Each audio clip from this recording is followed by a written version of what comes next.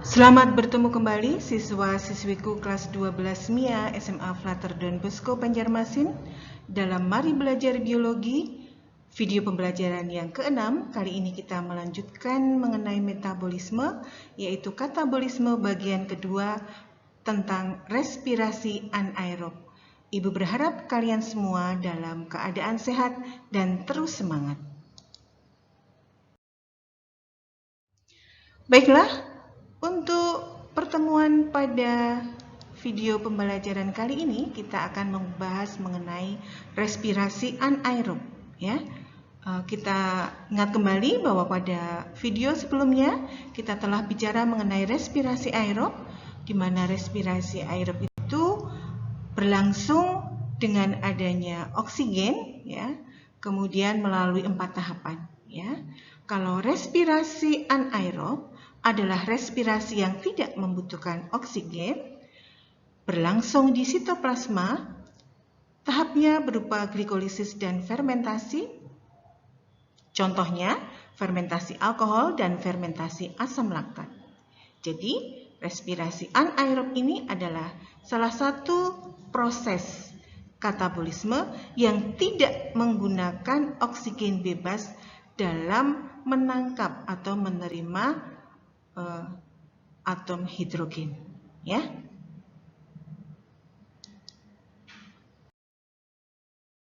Nah, contoh respirasi anaerob adalah fermentasi asam laktat. Fermentasi asam laktat ini contohnya terjadi di mana? Di sel-sel otot. Jadi bisa terjadi pada hewan maupun pada manusia, ya. Kapan sih atau contohnya apa proses ini terjadi? Itu saat kita, misalkan kita sedang melakukan aktivitas yang terlalu tinggi, kemudian atau lari, ya, habis kita lari, lalu kecapean, badan tuh akan terasa pegal-pegal gitu, ya, akan terasa kelelahan yang amat sangat. Itu karena penumpukan asam laktat, ya. Jadi di mana tubuh kekurangan oksigen sehingga akan terbentuk asam laktat.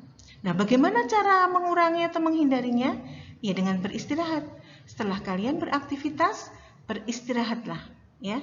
Istirahat yang paling baik adalah dengan tidur, ya, maka keadaan akan pulih kembali. Nah, kita mulai pembahasan mengenai fermentasi asam laktat. Diawali dengan peristiwa glikolisis. Masih ingat, glikolisis adalah tahapan pertama pada respirasi aerob. Jadi glikolisis ini bisa terjadi secara aerob maupun secara anaerob, ya. Pada fermentasi asam laktat diawali dengan glikolisis yang mengubah molekul glukosa dengan 6 atom C menjadi 2 asam pirufat dengan 3 atom C. Ya. Perubahan glukosa menjadi asam pirufat, ya, disertai dengan perubahan 2 ADP menjadi 2 ATP. Demikian juga terjadi perubahan NAD+ menjadi NADH, ya, NAD+ menjadi NADH. Setelah dihasilkan 2 asam pirufat, maka 2 asam pirufat ini akan menjadi 2 asam laktat dengan 3 atom C, ya, dengan dibantu oleh NADH, di mana NADH ini akan kembali menjadi NAD+. Ya. Jadi hasilnya pada fermentasi asam laktat yaitu 2 asam laktat, ya, dari 1 molekul glukosa. Baik. Kemudian fermentasi alkohol atau etanol. Nah, fermentasi alkohol ini, ya, dapat terjadi pada fungi, ya, misalkan Saccharomyces, ya, Saccharomyces sp. Itu ragi atau yeast pada proses pembuatan tape itu akan diperlukan ragi atau yeast, nanti akan terjadi proses fermentasi alkohol. Nah, bagaimana prosesnya? Nah, seperti ini. Diawali sama seperti fermentasi asam laktat, yaitu proses glikolisis. Ya, glikolisis ini pengubahan molekul glukosa dengan 6 atom C menjadi 2 asam pirufat dengan 3 atom C. Ya. Kemudian glukosa yang diubah menjadi 2 asam pirufat ini disertai dengan perubahan 2 ADP menjadi 2 ATP. dan juga NAD+ menjadi 2 NADH. Kemudian 2 asam pirufat akan mengalami dekarboksilasi, ya, pengurangan karbon dalam bentuk CO2 dilepas, ya, 2 CO2, sehingga 2 asam pirufat akan menghasilkan 2 asetaldehid dengan 2 atom C, ya. 1 atom C-nya telah dilepas dalam bentuk karbon dioksida tadi, ya. Lalu 2 asetaldehid akan menjadi 2 etanol, ya, 2 etanol atau alkohol dengan 2 atom C, ya. Di sini terjadi perubahan dari NADH menjadi NAD+. Ya. Jadi pada proses fermentasi alkohol dilepas CO2. Ya, dilepaskan CO2. Sedangkan fermentasi asam laktat tadi tidak, ya, tidak ada pelepasan CO2. Nah, secara ringkas, ya, kita lihat perbedaan antara respirasi aerob dan respirasi anaerob. Respirasi aerob membutuhkan oksigen, sedangkan anaerob tidak membutuhkan oksigen. Kemudian respirasi aerob, tempat reaksi, tempat terjadinya itu pada sitoplasma dan mitokondria. Masih ingat, ya? Kalau anaerob, tempat terjadinya di sitoplasma, ya, tempat reaksi. Kemudian respirasi aerob memecah glukosa secara sempurna menjadi CO2 dan H2O. Sedangkan anaerob, ya, tidak sempurna dalam memecah glukosa menjadi CO2 dan H2O.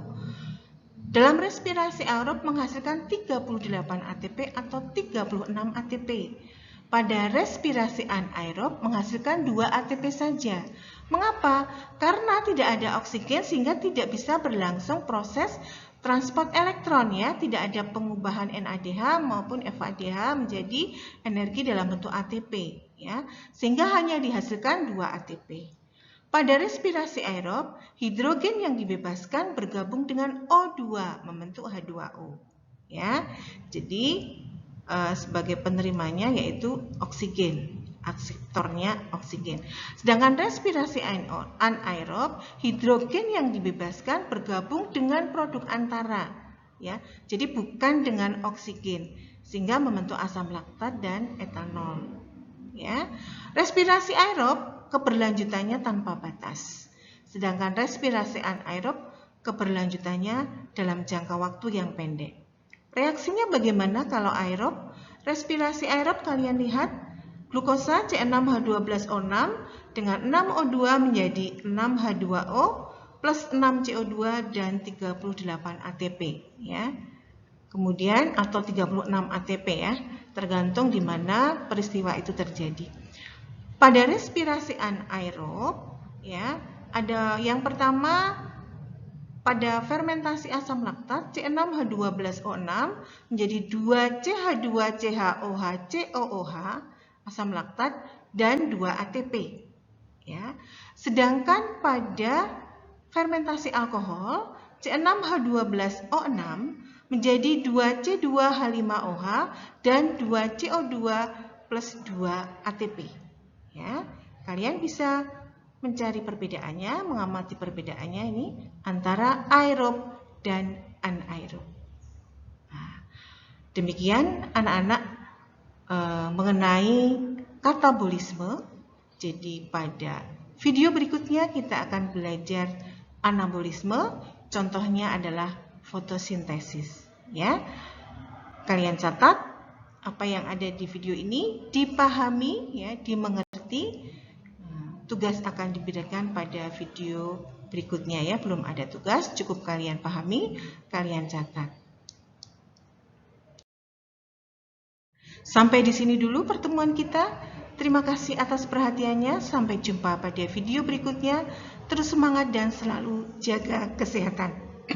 Tuhan memberkati.